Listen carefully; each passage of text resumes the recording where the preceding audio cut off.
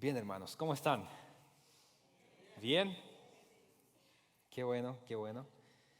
Vamos a abrir nuestras Biblias, hermanos. Vamos a la primera carta de los Corintios, capítulo 9. Ya hemos avanzado bastantes capítulos, gracias a Dios, y yo lo he disfrutado mucho. Espero que ustedes también. Pero ya vamos, de hecho, este es el capítulo que nos da un poco más de la mitad del libro. Son 16 capítulos, así que gracias a Dios ya estamos avanzando en este hermoso libro de Corintios. Vamos a orar, hermanos, y vamos a centrarnos en esta hora, en este tiempo, para poder escuchar el consejo de la palabra del Señor y ser transformado por medio de eso. Así que oremos, hermanos, y dispongamos nuestro corazón para escuchar la palabra del Señor. Amado Señor, te damos gracias, gracias por este tiempo, gracias por este servicio que ha sido diferente, Señor, pero ha sido tan especial, tan bonito, Señor. Gracias por la iglesia, Señor. Te agradecemos, Señor, porque podemos seguir creciendo y gracias, Señor, porque podemos estudiar tu palabra, abrir las Escrituras libremente, Señor, sin sufrir persecución por eso, Señor. Gracias, Señor, porque nos das el privilegio de ser tus hijos, de poder aprender más de ti, Señor, y poder compartir este tiempo en comunión con los hermanos, Señor. Te alabamos y te damos muchas gracias, Señor, por esto, en el nombre de Jesús. Amén. Bien, hermanos, como hemos visto, el domingo pasado estuvimos estudiando el capítulo 8, que fue el contexto de lo que estamos viendo. Pablo llamó la atención a esta iglesia de Corinto de diferentes maneras. Es una iglesia que tenía muchos defectos, estaba haciendo cosas mal hechas, y Pablo tiene que llamarle la atención y ser severo en su lenguaje incluso para poder reprender a estos hermanos que se jactaban de tener conocimiento, pero que ese conocimiento no lo daban con amor. La pregunta que respondimos la semana pasada fue: ¿podemos comer de los sacrificados a los ídolos? Y la respuesta es sí. Y ustedes lo saben, Corintios. Pero el problema es que ustedes están envanecidos por el conocimiento y no están teniendo amor para aquellas personas que no tienen ese conocimiento, que no saben porque recién están dando sus primeros pasos en la fe. Pablo entonces finaliza el discurso del capítulo, el texto anterior, dejando de lado la propia libertad que él tiene para no ser de tropiezo para los otros hermanos. Y si vemos el versículo anterior, en el capítulo 8, versículo 13, que es el último versículo del capítulo 8, dice: por consiguiente, si la comida hace que mi hermano tropiece, no comeré carne jamás, para no hacer tropezar a mi hermano. Así que Pablo deja de lado su libertad en un caso hipotético y dice: si es que es necesario que yo no coma más carne, no lo voy a hacer por amor a mi hermano que es más débil. Y al comenzar el capítulo 9, que vamos a estudiar el día de hoy, pareciera como que Pablo hace un cambio brusco en el discurso que él está dando y que se desvía un poco del tema de lo que viene diciendo. Pero si estamos mirando con atención el contexto y vemos con detención estos versículos, nos vamos a dar cuenta que lo que está haciendo Pablo en estos versículos es demostrar cómo se ve una vida que deja de lado su libertad, sus propios derechos, por el amor hacia los demás hermanos. Así que va a ser un ejemplo de lo que fue el capítulo 8. El capítulo 8 es: hermanos, tienen libertad de hacer cosas, pero tienen que tener amor y tienen que dejar cosas de lado incluso por amor a sus hermanos. Así que a pesar de tener libertad en Jesucristo, Pablo se va a poner como ese ejemplo para mostrarnos que él mismo se ha abstenido de muchas cosas con el fin de que el Evangelio siga esparciendo, porque el Evangelio siga avanzando y el reino de Dios siga avanzando, para que los corintios imitaran ese mismo estilo de vida. Así que lo que vamos a ver el día de hoy, hermanos, va a ser que nuestra libertad en Jesucristo nos hace siervos de las personas. ¿Somos libres en Cristo? Amén. Entonces somos siervos de mi hermano. Somos siervos de las demás personas. Y un siervo, en primer lugar, se abstiene de sus propios derechos. Y eso es lo que vamos a ver en los versículos del 1 al 18. Es un texto largo, así que pido su atención. Vamos a leer solamente versículos 1 y 2 ahora. El siervo entonces se abstiene de sus propios derechos. Versículo 1 y 2. Dice, no soy libre, no soy apóstol, no he visto a Jesús nuestro Señor. ¿No sois vosotros mi obra en el Señor? Si para otros no soy apóstol, por lo menos para vosotros sí lo soy, pues vosotros sois el sello de mi apostolado en el Señor.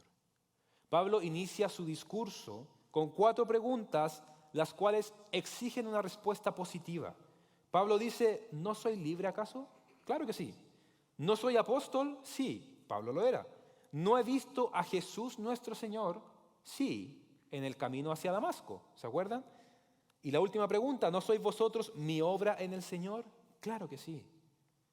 Pablo emplea estas preguntas porque había personas que estaban dudando del apostolado de Pablo. Para ser apóstol, uno tenía que haber seguido a Jesús desde el tiempo de su bautismo hasta la ascensión en el Monte de los Olivos y siendo testigo ocular de su resurrección. Y eso lo podemos ver en Hechos capítulo 1, versículos 21 al 26. Pablo no fue nombrado entre los 12 y carecía de la instrucción que Jesús le dio a los apóstoles. Pero Pablo va a defender su apostolado sobre la base de su experiencia en el camino hacia Damasco. ¿Se acuerdan cuando Jesús mismo, Cristo, se le aparece y dice, Saulo, Saulo, ¿por qué me persigues? Bajo esa experiencia, entonces, Pablo tiene un sello apostólico porque estuvo con Cristo y lo vio resucitado justamente. Pasó entonces de ser un perseguidor de la iglesia a un apóstol a los gentiles, como él mismo se menciona. Y lo que va a hacer Pablo ahora va a ser mostrar que a pesar de tener el sello apostólico, a pesar de ser verdaderamente un apóstol con autoridad, él mismo se ha abstenido de sus propios derechos como apóstol para servir a estos hermanos y de paso va a responder a estas personas que estaban dudando de su apostolado. Leemos versículos del 3 al 10. Dice, mi defensa contra los que me examinan es esta. ¿Acaso no tenemos derecho a comer y beber? ¿Acaso no tenemos derecho a llevar con nosotros una esposa creyente? Así como los demás apóstoles y los hermanos del Señor y Cefas. ¿O acaso solo Bernabé y yo no tenemos el derecho a no trabajar? ¿Quién ha servido alguna vez como soldado a sus propias expensas? ¿Quién planta una viña y no come de su fruto? ¿O quién cuida un rebaño y no bebe de la leche del rebaño? ¿Acaso digo esto según el juicio humano? ¿No dice también la ley esto mismo? Pues en la ley de Moisés está escrito, no pondrás bozal al buey cuando trilla. ¿Acaso le preocupan a Dios los bueyes? ¿O lo dice especialmente por nosotros?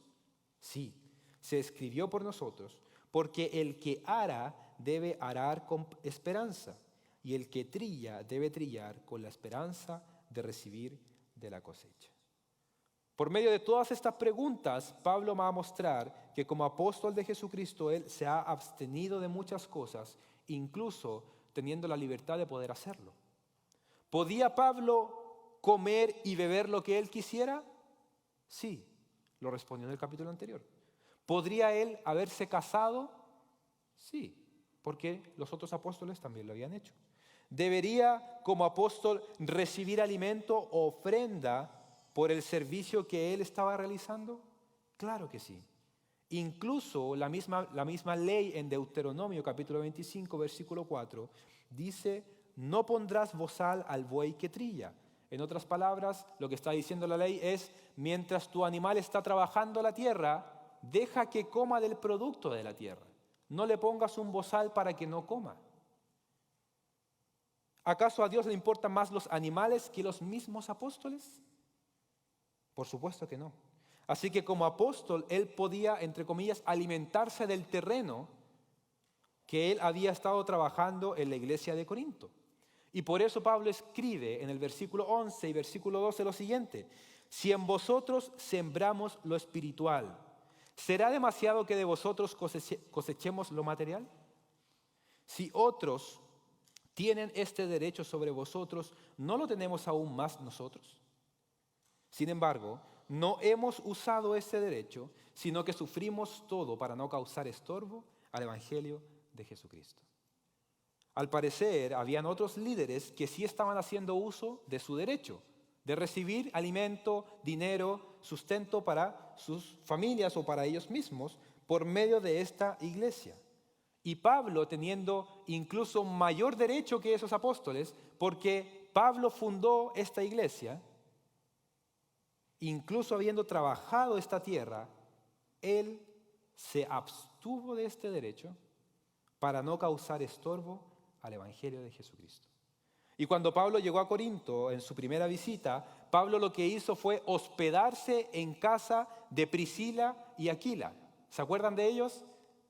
Trabajaban carpas al igual que Pablo, así que Pablo durante toda la semana trabajaba haciendo carpas y sábado iba a la sinagoga para poder predicar el Evangelio de Jesucristo. Y así se autosustentaba mientras él estaba sirviendo a los hermanos de Corinto.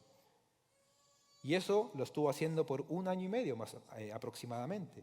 Así que Pablo no quiso aprovechar su derecho de recibir su sustento de esta iglesia que fundó y sirvió, sino que él se dedicó a trabajar para autosustentarse.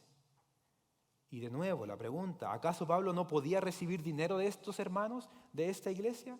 Claro que sí.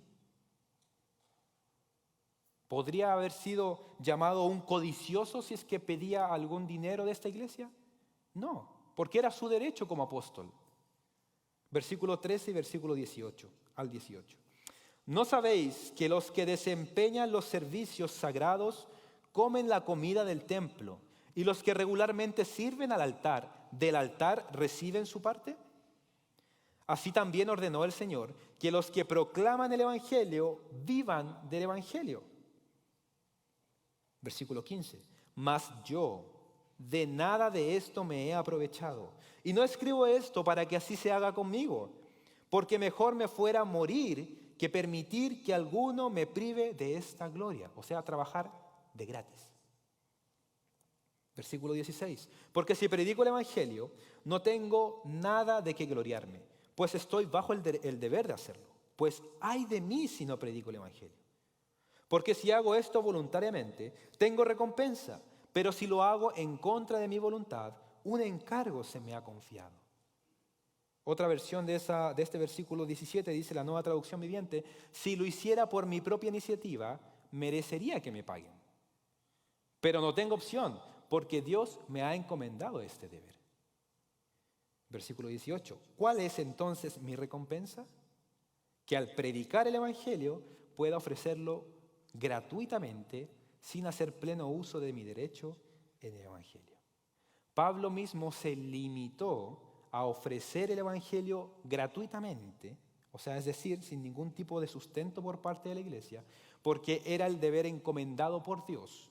Y su recompensa era hacerlo gratuitamente, por amor a los hermanos.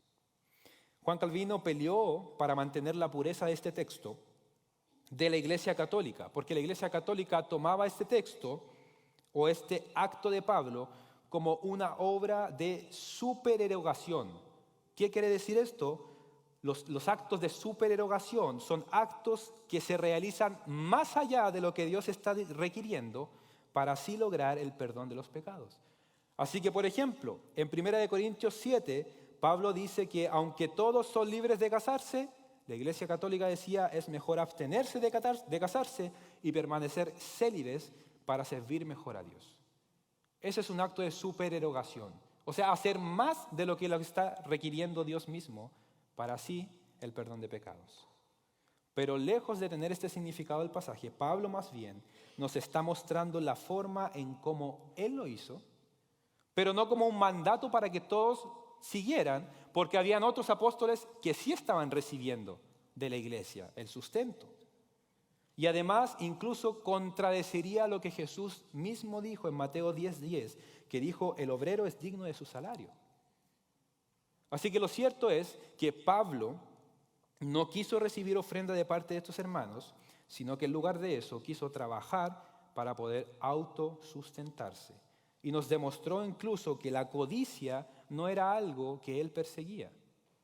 Porque para Pablo sería fácil trabajar y además recibir dinero de estas personas y así tener más riquezas. Muy por el contrario, a los pastores del día de hoy, aquellos quienes lucran con el Evangelio por medio de lo conocido como el Evangelio de la prosperidad. Da a la iglesia, da más de lo que puedes dar y Dios te va a recompensar mucho más de lo que tú estás dando. Y los únicos realmente que se benefician de esto, ¿quiénes son? Ellos mismos, ¿no? Los mismos pastores, son los mismos que se enriquecen. La pregunta interesante para estas personas sería, ¿cuántos de ellos estarían dispuestos a ser como Pablo? Dejar de lado el dinero y entregar el evangelio verdadero de manera gratuita. En este pasaje, Pablo nos está dando una buena guía para aquellos que no están necesariamente trabajando como obreros, que no quizás son misioneros o pastores, pero que disponen de dones y de talentos para el servicio de la iglesia. Por ejemplo, ¿tienes alguna habilidad que el Señor te ha dado, algún don, algún talento que pueda ser útil para la iglesia? ¿Para entregar un servicio al Señor? No nos limitemos solamente a la iglesia, sino que tienes habilidades, por ejemplo, mecánicas para reparar un carro. Puedes hacerlo de forma gratuita, con tu hermano que tú sabes que está en necesidad. ¿Sabes de carpintería? Puedes ayudar a tu hermano o a tu hermana que sabes que no puede hacerlo. Ayuda a ese hermano o a esa hermana que necesita reparar algo en su hogar. Y tú me puedes decir, pero hermano, pastor, yo la verdad lo único que sé hacer es limpiar mi casa. Bueno, hay hermanos que están en el hospital y no pueden limpiar su casa. Anda y limpia la casa de tu hermano. Es servicio gratuito como Pablo lo hizo. De nuevo, ¿el obrero es digno de su salario? Sí. Y si tú eres el receptor de este beneficio y tienes dinero para dar, hazlo. Pero podemos muchas veces abstenernos de nuestros propios derechos por amor a nuestro hermano, por amor al Evangelio, para mostrar a Cristo a través de nosotros, así como Pablo. ¿Pablo era libre de poder recibir su recompensa? Sí, pero se abstuvo de ese derecho por amor a Dios y al Evangelio. Y en segundo lugar, Pablo también se abstuvo de su propia cultura, versículos 19 al 23. Porque aunque soy libre de todos me he hecho esclavo para ganar al mayor número posible. A los judíos me hice judío, para ganar a los judíos. A los que están bajo la ley, como bajo la ley, aunque yo no estoy bajo la ley, para ganar a los que están bajo la ley. A los que están sin ley, como sin ley, aunque no estoy sin la ley de Dios, sino bajo la ley de Cristo, para ganar a los que están sin ley. A los débiles me hice débil para ganar a los débiles. A todos me he hecho todo, para que por todos los medios salve a algunos. Y todo lo hago por amor del Evangelio, para ser partícipe de él. A pesar de gozar de libertad, Pablo decide esclavizarse ante sus hermanos para ganar el mayor número posible de personas para Jesucristo. A los judíos se hizo judíos, a los gentiles se hizo gentiles. Y podría decir, pero Pablo era un judío, sí, pero ahora que está en Cristo, ahora que es seguidor de Cristo, es una nueva criatura. Así que incluso él mismo no se considera un judío ni un gentil. Pablo, en su intento por ganar a los judíos, adoptó muchas costumbres judías dentro de su ministerio, las cuales él no tenía por qué cumplir. Por ejemplo, dejó que Timoteo fuese circuncidado por causa de los judíos, según Hechos 16. Pablo también hizo un voto nazareo para expresar a Dios su agradecimiento, Hechos 18. Y se purificó junto a 4 nazareos y pagó sus gastos para la ofrenda sacrificial, según Hechos 21. Así que Pablo, sin tener que obedecer la ley, se hizo judío a los judíos. Pero también se esforzó a ser gentil para los gentiles. Cuando estaba con ellos, él no hacía caso a las leyes judías sobre la comida, sobre la circuncisión, los sacrificios, las fiestas, guardar el sábado, todo eso que los judíos sí hacían. Y esto le trajo muchas críticas a Pablo, porque, por supuesto, lo acusaron de abandonar las leyes y las costumbres judías. Pero para Pablo, esta era una forma de poder ganar también a los gentiles. Y no se trataba de ser hipócrita, De hecho, Pablo reprendió a Pedro, no sé si se acuerdan en Colosenses, cuando Pedro lo que hacía era comer con los gentiles, pero cuando veía que venía un judío, los de la circuncisión, Pedro lo que hacía era apartarse de los gentiles y estar con los judíos. Y Pablo lo reprendió a Pedro. Eso está en Colosenses capítulo 2. Así que Pablo no intentaba ser hipócrita, comportándose de una manera con unos y de otra con otros, sino que lo que realmente quería era ganar a más personas para Jesucristo. Dice el versículo 23, todo lo hago por amor del Evangelio, para ser partícipe de él. Así que si yo, Pablo, fui un celoso de la ley, fui un perseguidor de la iglesia, fui un orgulloso de mi posición y aún así Jesucristo me salvó y me perdonó, entonces ahora yo me puedo abstener incluso de mi propia cultura, de mi propia vanagloria, para que otros puedan conocer a ese gran Salvador. Pablo imitó lo que Cristo mismo hizo, quien vino a este mundo, quien compartió con prostitutas, con publicanos, con viudas, con enfermos. Fíjense en esta frase de Kistemaker, dice, Pablo sigue las huellas de Jesús, quien en su ministerio terrenal comió con publicanos y con prostitutas. A Jesús se le conoció como su amigo, por lo que fue considerado como uno de ellos. Jesús bebió el agua que la samaritana le dio en el pozo de Jacob, y sus discípulos se sorprendieron de que conversara con una mujer. Jesús dijo a los fariseos que pagaran impuestos al César y que le dieran a Dios lo que es de Dios. Jesús sentó el modelo de lo que es acomodarse a la cultura y a las circunstancias de la gente entre la cual predicó. Y con todo, el evangelio se mantenía incólume, a salvo, sin modificar. Así que el creyente que sabe que es una nueva criatura tiene un nuevo entendimiento de que ahora nuestra cultura no es la mejor por sobre la otra. Nuestro país no es lo que nos identifica. Nuestras raíces no deben ser motivo de un orgullo egoísta. Yo he escuchado muchos testimonios de misioneros que están en el campo actualmente, pero que no pueden dejar de comparar su cultura con la cultura en la cual se encuentran. Y viven comparando y viven frustrados porque en ese país las cosas no se hacen como en su país, porque la comida no es como mi comida de mi país. Y viven frustrados. Y en este auditorio nosotros tenemos un 85, un 90% de personas que no somos de este país. Somos inmigrantes, somos de diferentes culturas. Y tú puedes decir, pero yo no soy un misionero. Pero no importa, hermanos, el Señor te ha traído por un motivo a este lugar.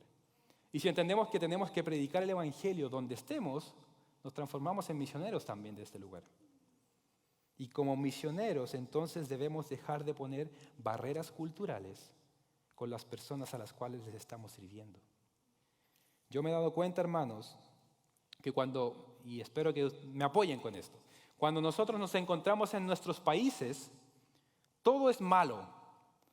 La política es mala, el gobierno es malo, las leyes son malas, las calles son horribles, el tráfico es terrible, la policía, hay corrupción, hay delincuencia, todo es malo. Pero salimos de nuestro país y ¿qué pasa? Ay, que mi país es el mejor, ¿no? En mi país esto no pasaría. Pintamos a nuestro país como el mejor país del mundo. Nos hacemos los patriotas más patriotas.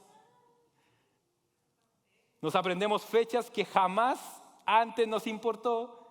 ¿Cuándo es el día de la independencia? Si es que nuestro país es el mejor en algo en el mundo. ¿Cuál es el artista más conocido de nuestro país? Y etcétera, etcétera. Incluso nos compramos la camiseta de nuestra selección, ¿no? A un precio más elevado, aunque ni siquiera nos gusta el fútbol.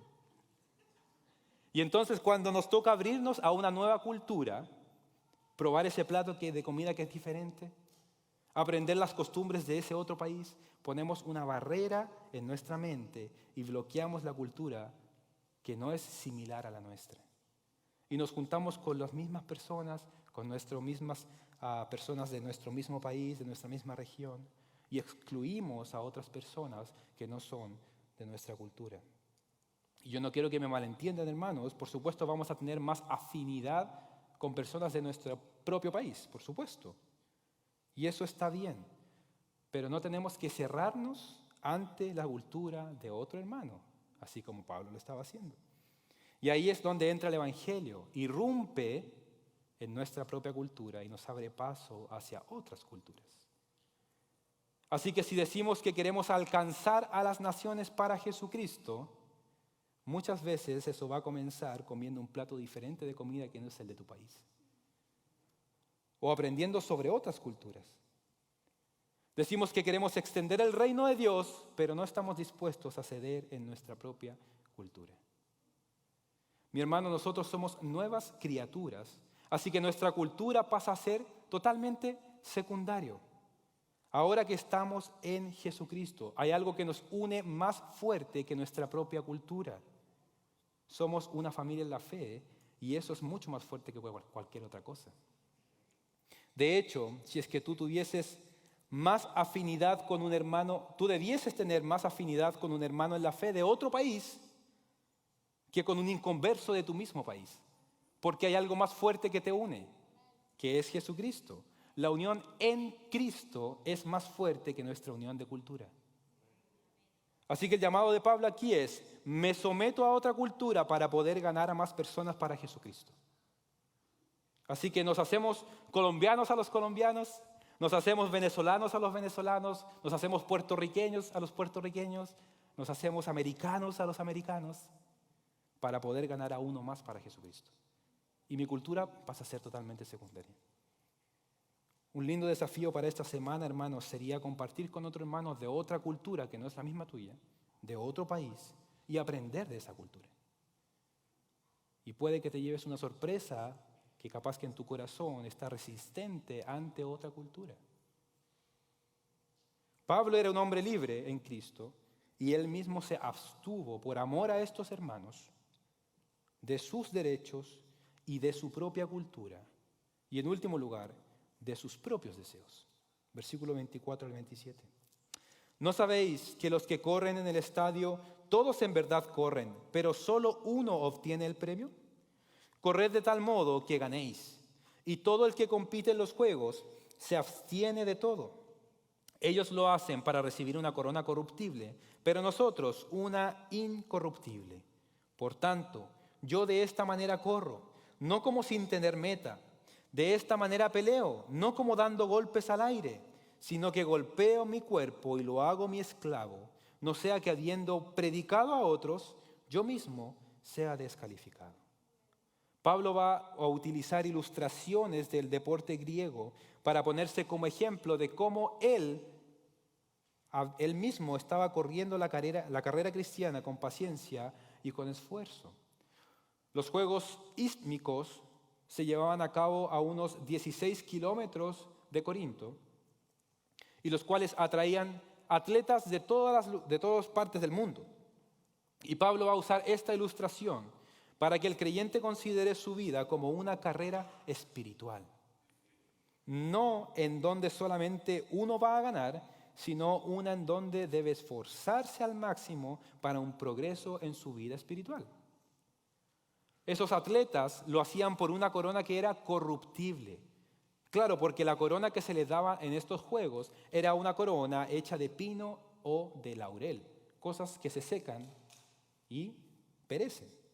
Pero el creyente se esfuerza por una corona que es imperecedera, que es la vida eterna y es la gloria con nuestro Padre Celestial. Y para finalizar, Pablo aplica a sí mismo sus últimas dos observaciones, el atleta y el boxeador. El atleta se esfuerza con su mirada fija en la meta, puesto los ojos en Jesús. Y el boxeador aprovecha cada uno de sus golpes para que sean los más certeros. De la misma manera, Pablo corría como buen atleta con su mirada puesta en lo eterno y aprovechando cada una de las oportunidades como un buen boxeador para compartir el Evangelio de Jesucristo. Y para lograrlo, él dice que golpeaba su cuerpo. Eso no es para nada de manera literal, sino que es una ilustración del autocontrol y dominio propio que el creyente tiene que tener de sus propios deseos carnales. Todo esto Pablo lo hacía para ser de ejemplo y no ser descalificado. Ahora, por supuesto, nuevamente la aclaración, descalificado no es que va a perder su salvación para nada, sino que va a perder la recompensa por el servicio que él estaba haciendo. El camino que Pablo le mostró al creyente para seguir es un camino de esfuerzo, es un camino de sacrificio, de lucha contra uno mismo, de sus propios deseos, de sus propios apetitos sexuales, de sus propios apetitos de la carne. Es un camino de disciplina, pero que trae como recompensa una corona que es eterna. Pablo se abstuvo incluso de sus propios deseos para poder continuar esta carrera de la fe. Así que Pablo nos mostró en estos versículos y se puso como ejemplo a lo largo de todo este capítulo para mostrarle a los corintios cómo se ve una vida que es libre en Cristo. Y les hace una invitación a estos hermanos a que imiten esta conducta. Y aún hoy nos deja la invitación también a nosotros. Si tú eres un creyente, entonces posees de libertad en Cristo. Pero esa libertad te va a llevar a someter tu vida ante las demás personas y abstenerte incluso de tus derechos, incluso de tu cultura e incluso de tus propios deseos. A ser un siervo, pero con el gozo de lo eterno. Y ese es el llamado que Pablo hace en 1 Corintios, capítulo 9. Que el Señor nos bendiga y que nos ayude a cumplir con lo que el Señor demande de nosotros. Oremos. Señor, es un llamado precioso, ahora que somos libres en Cristo, a poder vivir para otras personas. Salimos de nuestra confort, salimos de nuestra zona para poder vivir para otros. Y eso lo hacemos dejando de lado los derechos propios que tenemos, haciendo incluso actos de servicio por amor y no por recibir cosas a cambio, dejando de lado nuestra cultura y sirviendo a otros hermanos, e incluso dejando afuera nuestros propios deseos para que el Evangelio pueda seguir siendo predicado por nosotros. Señor, ayúdanos a perseverar en esta carrera y que tu Espíritu Santo nos ayude a poder seguir adelante en la vida cristiana como personas libres en Cristo, pero amando a nuestros hermanos y siendo siervos de aquellos con los cuales compartimos. Gracias, Señor, por este llamado de alerta de Pablo. En el nombre de Jesús. Amén.